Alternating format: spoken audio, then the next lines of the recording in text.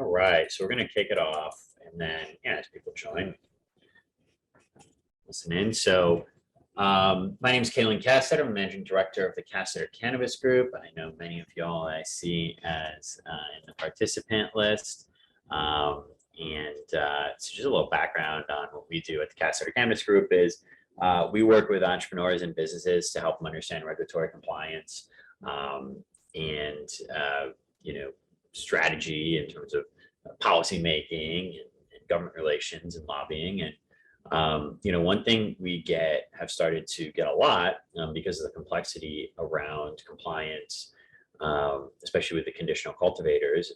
We are a firm that have worked in the hemp industry for years and have worked with GMPs and all different types of compliance. And one of the biggest challenges is the ever-changing nature of compliance related to cannabis, right? And as an entrepreneur, it's hard to plan your business and to be successful when you constantly have questions that can't be answered by some FAQs on the cannabis Office of Cannabis Management's website. So we get requests all the time to help clients and would-be clients or even friends with understanding things like their annual cultivation report and the flower and canopy space and reporting flower and canopy space and how those guidelines change and what that means. Well, we also realize that our services aren't for everyone and aren't accessible to everyone necessarily from an economic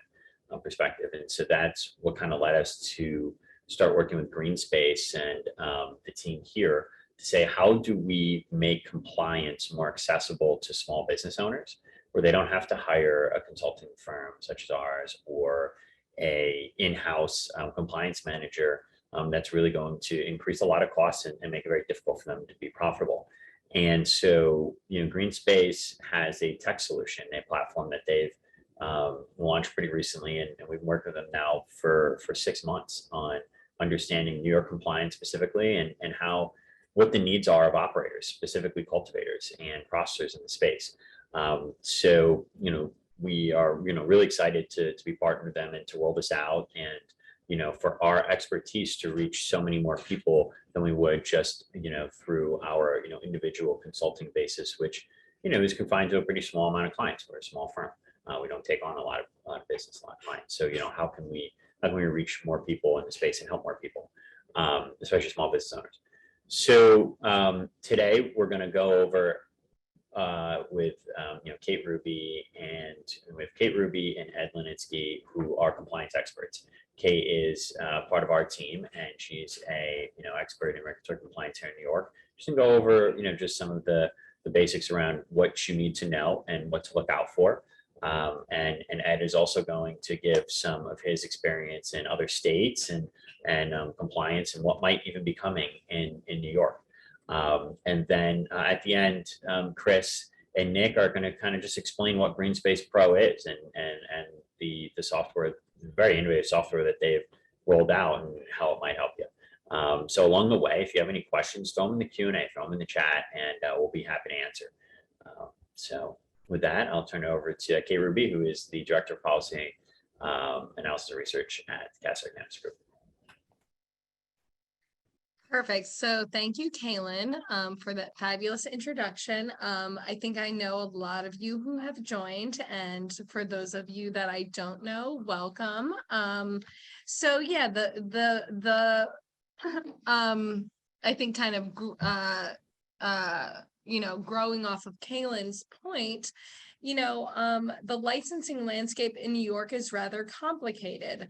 There, as many of you know, there have been 2 conditional licenses that were approved via a what many would call an irregular process, i.e. they circumvented the rulemaking process, and in February 2022, the legislature approved a bill that allowed for the conditional cultivator and the conditional processor licenses.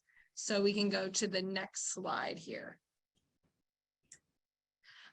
Those licenses come with because they followed an irregular process, as many of you know, they are governed by terms and conditions and guidance rather than regulations. However, you will also likely be subject to regulations if you would receive one of these licenses. So for the adult use conditional cultivator, the AUCC, there are a couple of major compliance deadlines, which some of you may have already experienced. The one that has likely passed for most of you is the site plan, and the security plan deadline, which was due within 30 days of licensure, as well as the plant bed diagram, which was also recently due for most of you.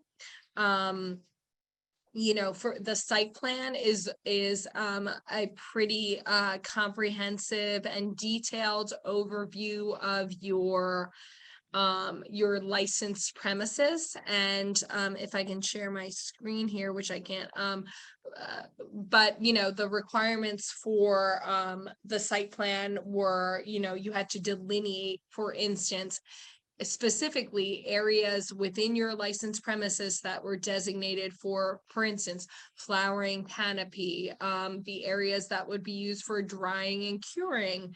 You had to both present an aerial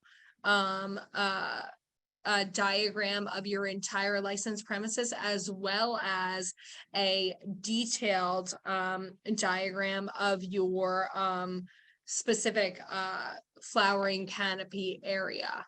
Hey, Kate, do you want to share your screen on that? Yeah, I can't share it. If somebody, yeah. Okay. You should be good to go, Kate. Okay. Let me find the appropriate window. Hold on. Not show all windows. Okay.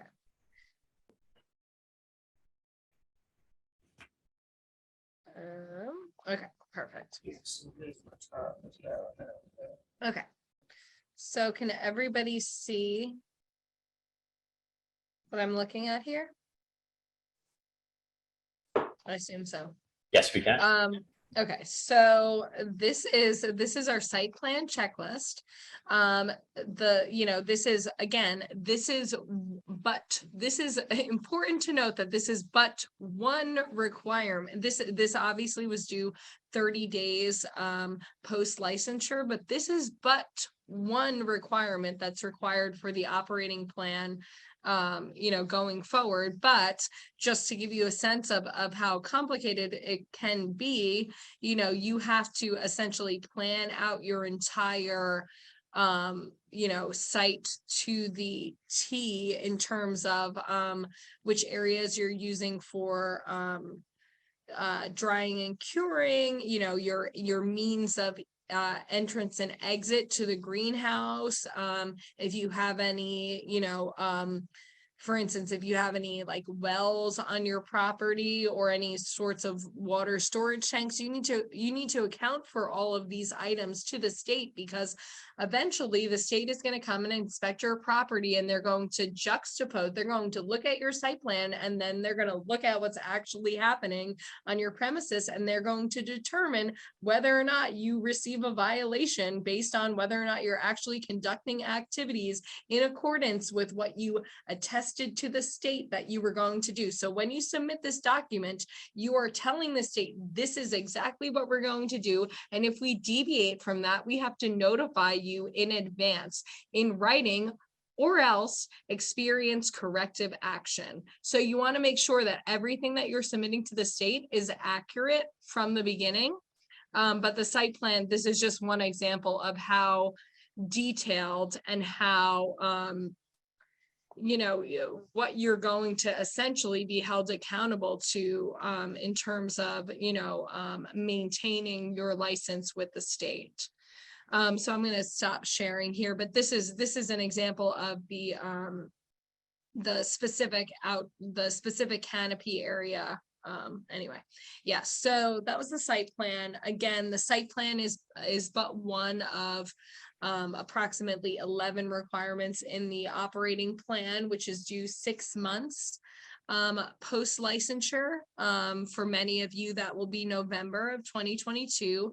The operating plan includes other requirements that are pretty substantial, such as several sustainability plans, how you're going to, improve energy usage and water usage throughout your the duration of your license. All of those things you need to prepare. You essentially need to begin preparing now, because if you wait until October, that's likely going to be too late. And if the ultimate risk of not complying is that you risk losing your license. So let's move on to the annual cultivation report. The annual cultivation report is the third deadline in terms of what's required for adult use cultivators. For many of you, the annual cultivation report will be due in May of 2023. The annual cultivation report has about 30 different requirements. Many of them are relate to record keeping. They relate to sanitation practices, other types of practices that you would be doing on an ongoing basis, and things that you really can't wait until April of 2023 to begin preparing. These are documentary items that you really need to be tracking on a regular basis from day one of licensure if you want to be able to comply. Let's see, traceability. As far as traceability goes, as many of you know, the state has yet to pick a vendor for the track and trace system. However, the guidance seems to suggest that you may be held accountable for records of sales or any activity related to, regulated products prior to the choosing of a vendor. What that means is that you may have to input retroactive data relating to track and trace into the system once it is chosen. So it's really important that you're keeping track of, any sales, whether they be intermediary sales, such as the sale of clones to other licensees. All of those things you could be held to account for with the state in terms of traceability per the guidance. As far as sustainability goes, as I mentioned earlier, there are several requirements in the operating plan that require that you account for your energy usage and your water and waste reduction practices to the state in the operating plan due in 6 months. Sustainability is a huge part of the enabling statute, the MRTA. One of the statutory goals is to improve the state's resiliency to climate change. And so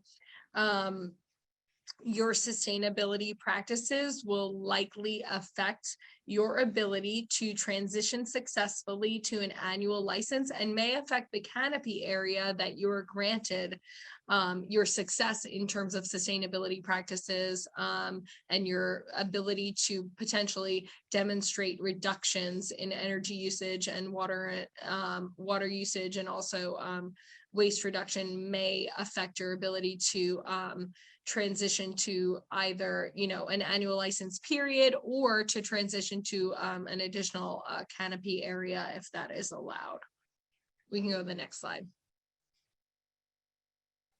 And if anybody has any questions, I know we're going through a lot of information, feel free to drop it in the chat or in the Q&A. Okay, so for the processors, as many of you know, the application window right now is open for adult use conditional processors through mid-August. Some of the major deadlines per the AUCP guidance that was issued by the OCM are the OCM facility inspection. which will necessarily have to take place within 6 months of licensure, because per the guidance, it is due prior to the commencement of your operations. Now, per the law, you have to commence operations within 6 months. So we know that this has to occur within 6 months. The OCM facility inspection will verify your compliance with two things. It will verify your compliance with GMP requirements. And of course, if you are a processor, you know that you are held to GMP depending on the types of products that you produce. So for those of you engaged in the production of products that would fall under the dietary supplement category, you would be held to account for your compliance with GMP CFR 111. For those of you who are manufacturing food and beverage products, those would be under CFR 117.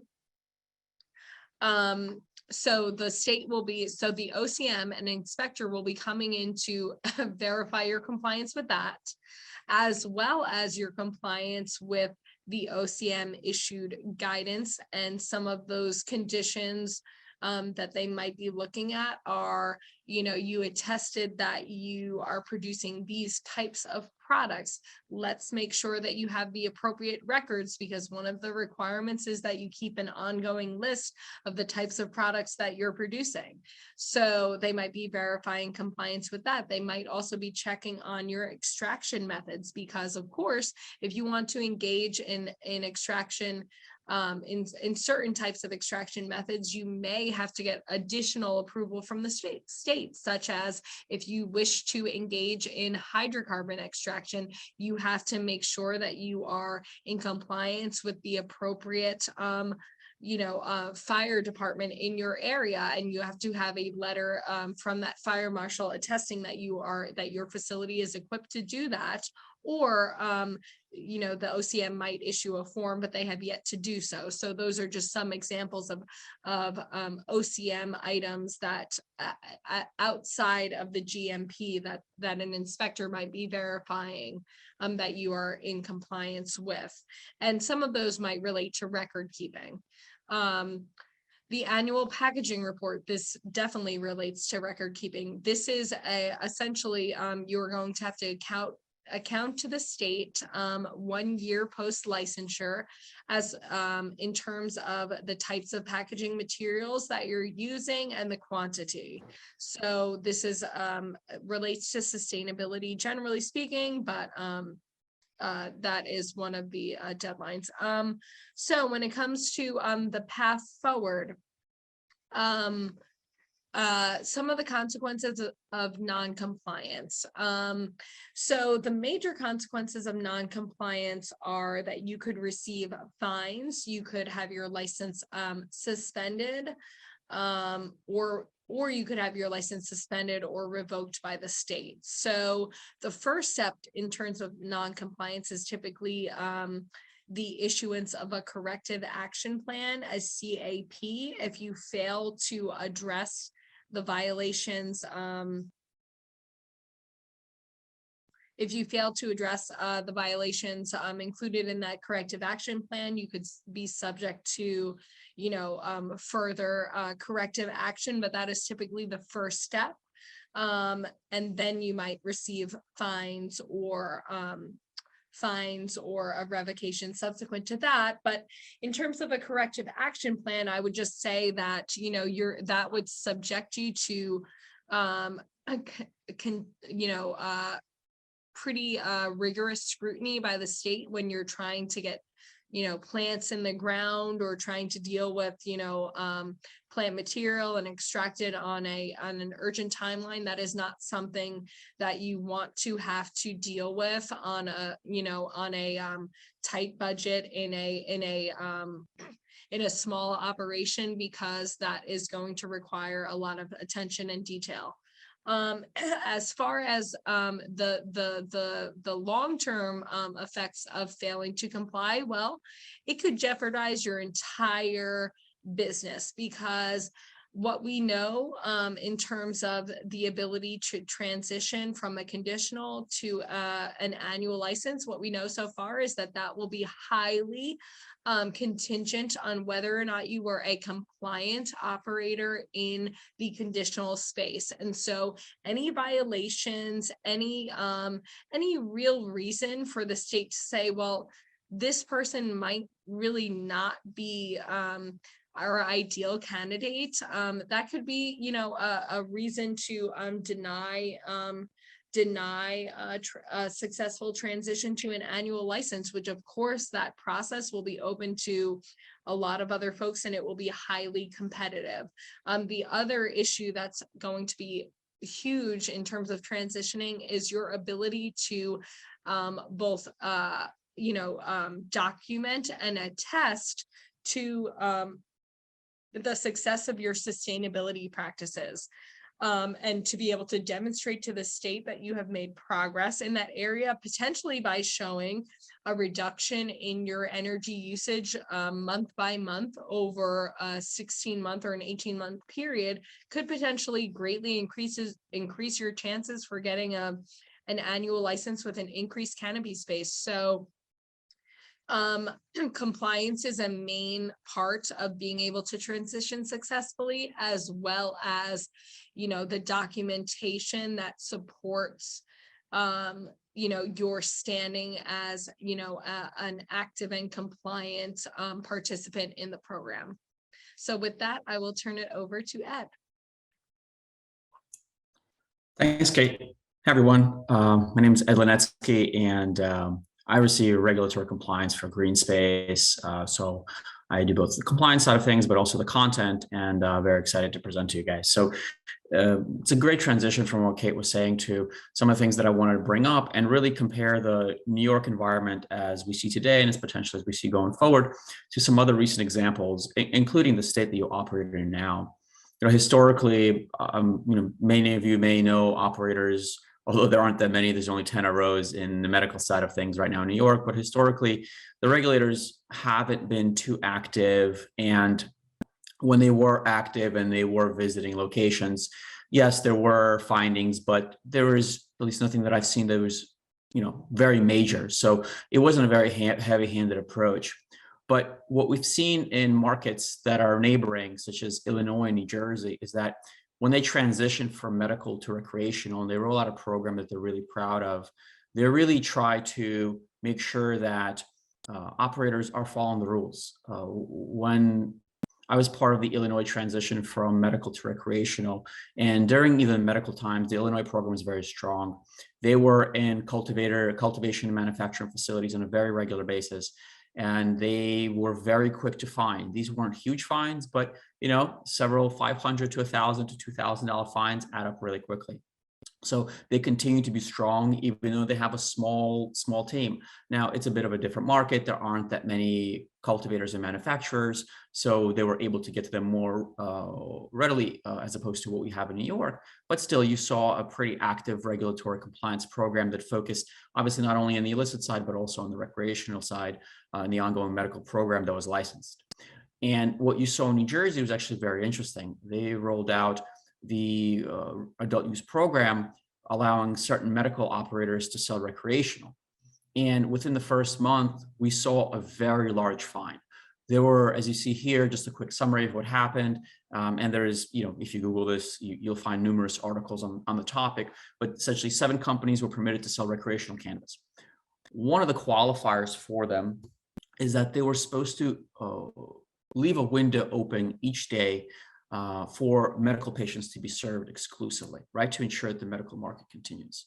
And 5 out of those 7 companies didn't comply with that requirement.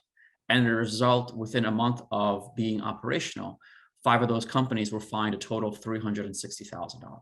Now, granted, most of these companies were large operators who were well-funded, so perhaps this didn't hurt them too much. But honestly, in this market, I'm sure you guys have seen, any money that you have to spend on a fine or violation hurts.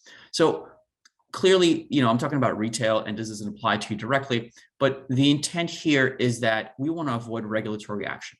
And something like a requirement whereby your managers or supervisors had to maintain and pay attention to ensure to avoid fines, because it was a clear requirement to follow, such as you have in your cultivation report. You need to be able to track it and assign it very easily. And that's one of the things that GreenSpace helps you with. It helps you not only with the high level requirements. Okay, my cultivation report is due in 10 months, but it also helps you break down all the individual aspects. And if something like this was in place and assigned to the managers and assigned to the right people, let's say at the retail side of all of these 5 operators, this should have never happened, because this small mistake cost them a substantial amount of cash. And really what we're here for is how do we avoid these regulatory actions? Chris, next slide, please. And the key is a few points. Know your regulatory obligation. I'm sure you get a number of emails from the OCM. There's other folks maybe on your team that try to keep you abreast of the requirements, but there's constant updates and iterations to the law, and constant Q&As. I mean, I've seen numerous of them come out only since the first set was released. So number one is know your regulatory obligations. The second thing is you have to document. Kate was alluding to this. You can't wait till your report is due or other requirements are due to start documenting, because if you take a look at your annual cultivation report, which will determine many things for licensure for you going forward, there are so many fine detailed items that you have to document about your process. So whether these are just second nature to you and you know how to do this and you're used to doing this and you're documenting on paper, at the end of the day, a lot of us get really, really busy and you forgot to document certain pieces of paper. But if it's something like, pest management, control for disease on your plants, what you're going to find is that, these are weekly things that you do, perhaps daily, perhaps less frequently. But at the end of the day, when you're 10 months down the line and you have to go and backfill all of these documents or you have to find all these papers, it's going to be near impossible to submit a compliant cultivation report where you're not going to have any issues or follow-ups. So this is one of the things that GreenSpace continues to expand on and provide you a resource with. Because if you don't document and if you don't sign off on what you're supposed to be QCing, it's as if it doesn't exist. I've operated in quite a number of states, New York included, and during any inspection, you can explain and provide a good answer to your inspector, but ultimately what they're accountable for is to ingest the documentation from you, put together a report, and get it approved to their managers. And at the end of the day, they have to document what you do. And if they can't document what you do, even though you explain to them what you do, they will most likely wind up citing you for missing records, even though you say you kept them, you just can't provide them within a reasonable amount of time. So really, you absolutely have to document. And that comes down to establishing a culture of, we say here operational consistency, but it's also operational excellence and compliance, right? From day one, when you have your license, your team has to understand what their obligations are. And for that to happen, you have to distill what those requirements are, assign those obligations, and keep on top of all of these people. And I really can't wait until Chris demos what we'll put together for you guys to show how this platform can help you on a day-to-day basis to meet these obligations. So when it comes time to submit your annual cultivation report, that, I don't want to call anything a piece of cake because there's a lot of documentation, but it will simplify your life substantially. I mean, we've launched this at a number of operators, and just thinking about all the paper that they do, because the system is very flexible, that they could input into here and assign and track and trend and keep account of from a managerial perspective, it really does make life easier towards the end. And then another big piece, and I think this is probably the biggest piece for any regulatory body in any state, is you got to track your cannabis. The key here is that the regulators want to ensure that, one, your product is not going to the illicit market, but also, surprisingly, maybe a little bit, is that product from the illicit market is not making it into a legal supply chain. And for that, you have to be able to prove out all your harvests, where your plants came from, who they went to, all these different things. And that can get a little bit difficult, considering that you don't really have a track and trace system, if at the state level, even assigned. So what we've done too is we work with a couple of experts who have rolled out numerous tracking platforms, not at a state level, but at an operator level, to put together a document for New York operators as a starting point. Chris, can you go to the next slide, please? And what this document does is an Excel document. What it does is basically outlines to some extent your seed to sale process, your growing phase, your veg phase, your harvest, and it interconnects some of the phases. So if you have one room in veg and you grew this strain, you want to move it to a flowering room, a flowering table, it gives you that flexibility to track what you do. So not to say this is formatted in the exact way that the state's going to want you to upload it. It's not, because we don't know what it is, right? But this will be able to help you stay compliant and track your plants and your growing phases from seed essentially to sale, so that when you do either have to upload the data or provide it to an inspector during an inspection, you'll have a starting point. This is something that can be expanded on. This is something that can be compressed. This is something that can be tailored to your needs. And obviously, we'll be glad to work with whatever those needs are. Chris, if you could jump to the next slide too. And all we're really showing you here is that there was a strain in your veg, and then through a few simple clicks, we moved it now to the flowering room. But ultimately, I'm going to hand it off to Chris here, and I'll jump in where necessary to kind of show you just how flexible the system is, that you can literally input anything that you have to track and trend on a daily basis into this platform, assign it out to your operators, assign it out to your managers from a management view to make sure that things are complete, and really track your processes in order to be compliant with the eventual submission of the annual cultivation report and various other requirements. Chris, please. Absolutely. Hello, everyone. I'm Christopher Lara. I'm the Chief Product Officer with Namitech GreenSpace, and we've worked hand in hand with Temecca, who's a premier builder of a lot of the spaces in cannabis. And we've had a lot of experience over the years in cannabis in all kinds of different states, and super excited to be on this journey with you here in New York. So if everyone can see my screen here, this is actually the GreenSpace platform. We have a couple of value propositions. Really, it's built by cannabis people, for cannabis people. We know a lot of the pitfalls, you know, as we heard from Ed and Kate and Kaylin. They've been instrumental with us in helping us design this for you. You know, as you're going out and meeting all your requirements and these, you know, conditional reports that are due. And so, you know, just to give you an idea, these are the active projects that you may have on hand as you're keeping track of your daily operational requirements. And what we have baked in here is a lot of different templates, and a lot of them actually came from the information that, you know, Kaylin, Kate, and Ed deciphered from the OCM to help prepare, you know, for your conditional licenses. Stuff like your site plan, your recall plan, your sustainable water use conservation plan, obviously your annual cultivation report. But we've also got templates in here regarding best practices, inventory, maintenance and upkeep, pest and disease monitoring, just, you know, and so on as we go along. We look into these active projects, you know, another one of our value propositions is we just try to keep it very simple, very straightforward. You don't have to, you know, hire a degree project manager. You can work with your team on this. And we actually use it ourselves at GreenSpace, you know, to manage our projects. You know, just jumping in, you can see each one of these is a different project. And we got a little triangle here, and what it's letting you know is like, hey, you have something due, a file is due, a certification is due, pay attention, you might have a task that's overdue. So as you click in here, it shows you exactly what's going on and where you're either behind or what you need to pay attention to. This is actually, you know, translated and put into common English from the OCM. This would be the annual cultivation report, and this is a template that's been created and now it's activated within the GreenSpace platform. It allows you to easily, just systematically, you know, follow through each one of your requirements. Here it comes with instructions on how to complete it. And if I click on view, it gives you a little bit more information. It gets into the detail with either bullet points or, you know, links to more information or exactly what you need to do to set yourself up to be successful with these processes. So here you need to have an up-to-date site plan. Well, as you know, it's not cookie cutter. It's not exactly you need to do this, you need to do this. It will be different for each one of us. And so we've made this platform very flexible so that way you can input and, you know, your unique requirements. You know, you can assign subtasks to this if you're going to add on to the project.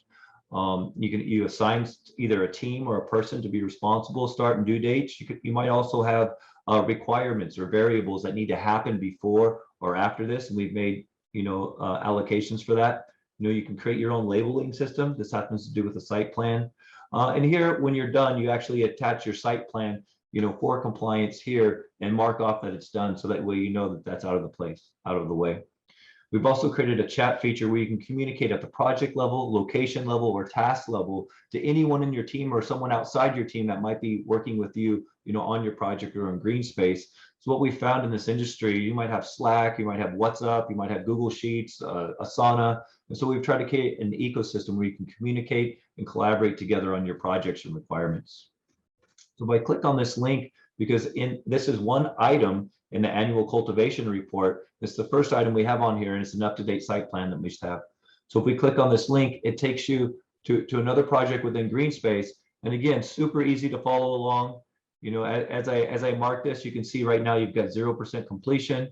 When you mark this complete, you're 4%, and it goes on through here, and you can go ahead and create, and build this out so that way you can follow this along. Anything you wanted to add here, Ed, regarding the cultivator site plan, or should I go ahead? Not on the cultivator site plan, but if we can go back to the annual compliance report. Yep. And cultivation report. So what you guys see here is this is an itemization of the cultivation report directly from the OCM, and this is really intended for you to be able to track the requirements and everything that is due, and you could identify when you want it to be due internally, because you may want to have different internal timelines. But if you jump into something to number 10, Chris, thank you. Sure. This is one of those items, and you can go into the template here, and this is one of those items that the state requires you to track, right? But as Kate mentioned, they really did not provide you with any guidance on how they want you to track this. Now, every operator may have their own ideas and their own internal policies and procedures of how pest and disease monitoring is going to be done, which is fantastic. But what we try to do at GreenSpace too, in partnership with Castetter, is lay out what we know from, our just general best practice knowledge from other industries, other states, and to put together a template for you that you can use, you can not use, but we're providing you this initial resource. You can modify, you can add tasks, you can assign all these different things, and this could be a repeatable task. So you could set this on repeat, you could assign it to the same person every week, you could assign it to a different person every week, and then this is all stored within the platform. So when it comes time to potentially submit all of your evidence for pest and disease monitoring for the last 10, 12 months, depending on your operational date, you have it accessible. You could export it, you could push it. There's a lot of different things that you'll be able to do. At the very least, you will have this in the system, and you can prove out, even during an inspection, you can say, hey, can you show me evidence of pest monitoring on such and such week? And you'll be able to pull that documentation because you completed in the GreenSpace platform. So this is just one of the things that I think both Chris and Kate and I myself mentioned, that as a value add to the operators in the state, because the state does not give you guidance. So what we do is we take the best practices that we know of and give you a starting point, and then you can add on. And even if you have your own platform, your own monitoring for something like this, we can show you how to get this into the system, or someone like Chris or Nick will work with you and perhaps do it on your behalf. There's a lot of different ways to even get your own ideas into this platform and implement it effectively at your license. Great, thank you. Thanks for that, Ed. Just going back to here in the annual cultivation report, you've got your attachments, so you can attach, say this is due weekly, you can attach each one of these weekly and have a full record of what's going on, as well as a link to what's happening next. So very easy to collaborate and as well comment back and forth on this section. With the projects, obviously we have these built out for the OCM as well as, templates, but this is so flexible. You can create your own projects. One of the guys that we're working with in New York now is Beacon Skiff, and they've been onboarded. They jumped into it, and they've allowed us to share with them that they've actually are saving thousands of dollars a month because they had a lot of this built out in Asana. When we showed them, this and how simple it was, and how they created all their own templates, their SOPs, the way that they've taken a lot of the stuff they were actually doing by hand and they put it in here. And Nick is wonderful. He's our customer success director. Actually held their hand with our white glove service and helped them to get a lot of that information in there. And so we really want to set, everyone up for success and work with you, on this and on your projects and your SOPs and whatnot. Going on to our next section, and please, if you have any questions, go ahead and put that in the chat or the questions section. Love to answer anything you have. As far as locations, it's got, all your information at your fingertip, your square footage, all this. And these are all drop downs pre-filled out. When I showed Ed Laniski, who was just talking a little bit ago, a lot of this stuff that was designed for cannabis users like, oh my goodness, this is amazing. I spent so much time building this out in another software. I absolutely love this. So if we just go to your location here, you can store all your information, including a lot of your documents that you have, as well as set expirations for them, so you never miss a deadline or get fined or for missing any of these. And here you can easily attach each one of these, as well as we work hand in hand with Dropbox, where you can click on, have your own file system for all your documents, and just keep that super organized for yourself there. Jumping back into here, for your locations, for your tasks, or your reports, a lot of that's very sensitive information. So you can create actual teams and really narrow down on what people are allowed to see. So that way you can keep things that need to be private. Or if you're building out your grow, or you're working with a GC or a vendor, you can allow them to see a specific part of GreenSpace without opening up your entire platform to them.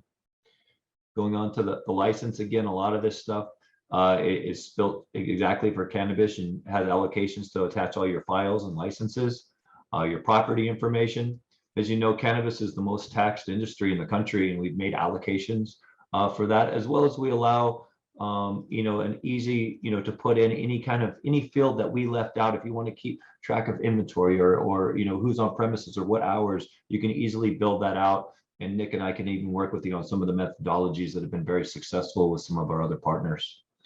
Some of your contacts that you may have, again, we're not trying to compete with Salesforce or HubSpot or a big CRM, but a lot of the stuff you have at your fingertips anytime you need, as far as your landlord, repairs and maintenance, security, or whatnot. And again, you're able to create your own custom fields here for whatever you may need. We like to, allow you to link your projects, your tasks, your files and locations all together, so everything's synced and organized. That way you can easily collaborate back and forth, as well as each one of your files. You can see on this file, your operational license might be expiring. We've actually have saved, with other customers that we're working with in other jurisdictions, we've saved 3 licenses in the last 2 months. And, they were absolutely amazed and excited, because they didn't really have a good system to keep track of when their deadlines were having. So on each one of these files, you can set an expiration. And just like with locations or projects, you can set that team, and you'll get both notifications on your desktop as well as emails, 90 days, 60 days, month of, or week of. A lot of this stuff you need to start working on up to, 6 months ahead of time. So going back again, we have a comment section, and you can keep it to the exact area you need to comment, whether it's on your grow facility or whether it's on a project or a task. Easily communicate with your entire team here, and add all the the different users you want. Whether you have one user or unlimited users, there's no price difference. For this software and everything that we offer. It comes down to $79 per location per month. If you have more location, it goes down from there. And actually, we've got a special promotion, working with Castetter, that gives you the first 2 months free. So you can jump in, you can get in the software, you can start working on it, you can add your team. We can work with you to help you onboard and work with some of these processes with you. We'd love to partner with you in this. And at the end of 60 days, if you decide it's not for you, there's no requirement. Another thing we have is an extensive audit log: who, what, when, where, and why, when a lot of this stuff has been done. So you've got full access to everything that's been done on your facility. So that's kind of, GreenSpace in a nutshell. We've got when you walk in, you got your dashboard. You can see, what's coming up, what files are expiring, who you have messages with back and forth, as well as your favorites and recents. So, I know I went pretty quickly. That was a 10,000-foot view of, what we're doing. If you have any questions or feedback, we'd love to hear from you guys, or if you want to put them in the chat, from there, while we take any questions that anyone might be interested. I just wanted to hand it back over to Kaylin to see if you wanted to close out with any thoughts here. Yeah, so that kind of concludes our program here, but just wanted to kind of reiterate that the GreenSpace and Castetter team have kind of integrated, like I said, to provide a little more wide net for folks in New York, that we can provide our regulatory compliance services to. So it's not just a software that you sign up for, you're really getting a team. Ed is one of the best in the game that I've worked with. He has a lot of experience from other states, and obviously Kate. Most of y'all already know Kate. We work with the NYCGPA or whatnot, and we also have a lot of respect, amongst regulators, as a firm, and so as things develop and there's uncertainty, we're able to say, hey, listen, we have all these cultivators on this platform, we have all these clients, how do we, have a constructive dialogue and make sure that, there's an integration between, what happens on New York Gov and Gov ID and GreenSpace. And we're actively working on that too, to make it a little bit easier for the regulators to see this. And, the reality is compliance shouldn't be, 10% of your cost of goods sold, 15% of your cost of goods sold, right? That's going to blow your margins up. So, what we really need to make sure here is that compliance is important, right? And the reality is that, some of these onerous requirements not going anywhere and not anytime soon, right? As much as, we'd love to see cannabis treated just like alcohol, it's not there yet. We're not there yet. So we need to be mindful, and we would hate to see anyone lose their license or, get audited, get fined, et cetera. It's important. I think Kate touched on this too. You've got to be able to demonstrate compliance when you go to convert from a conditional to an annual license. And it might seem far off, but 2 years will be here before you know it.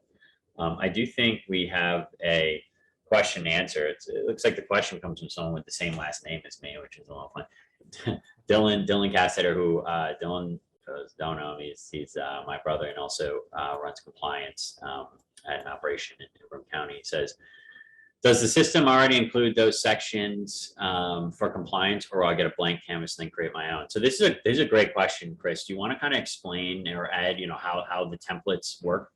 Yeah, Sure. I can take that, and Chris, you can fill in wherever. Sure.